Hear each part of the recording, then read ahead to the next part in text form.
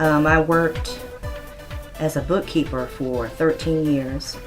And basically I really got burnt out. And being in that environment and working in that environment, I felt like I could run the company better than they could.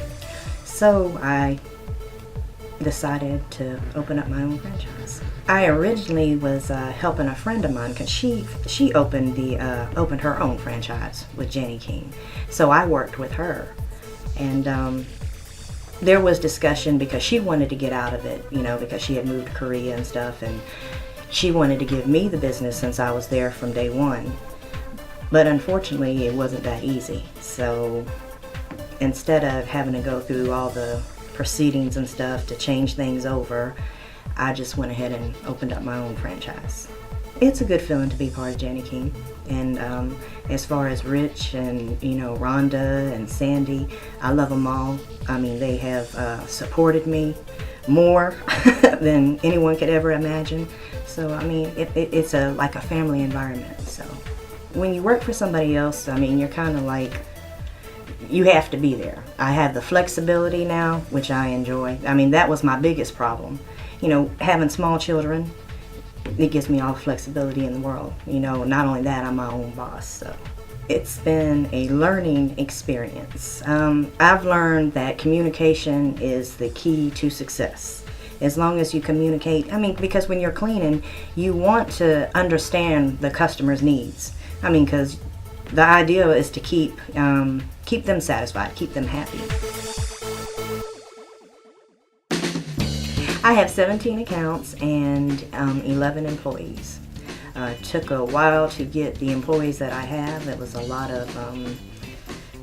it was a high turnover rate in the beginning, because you're inexperienced as far as what kind of employee to hire and stuff like that. So you take risks, you take chances and stuff like that. But I've kind of got it into a routine. Because actually here at this office, they have what they call It's at Jani-King with a round table where a bunch of franchisees come in here and they discuss, different ways of how to, better your business and stuff. And I received a lot of insight from that, especially with how you interview employees, And that's helped out a lot to kind of, weed out the bad employees and keep the good ones. So I'm very satisfied with all my employees. And if it wasn't for them,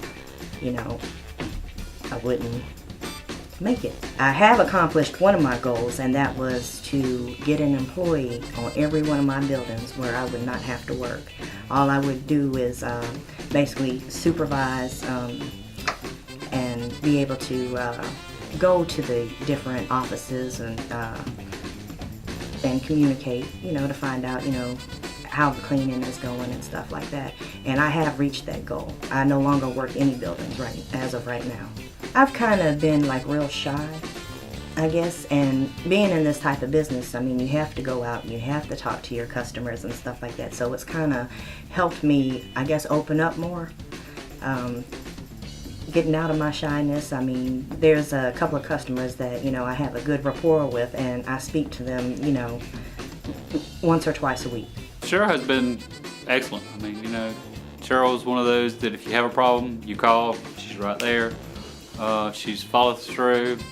Cheryl, I can call in the evenings when alarms are going off and saying, hey, can you check with your employees to see if something's happened? Did they, accidentally set the alarms off or, whatever. But Cheryl, I can call anytime and ask to do anything, and she's there to do it.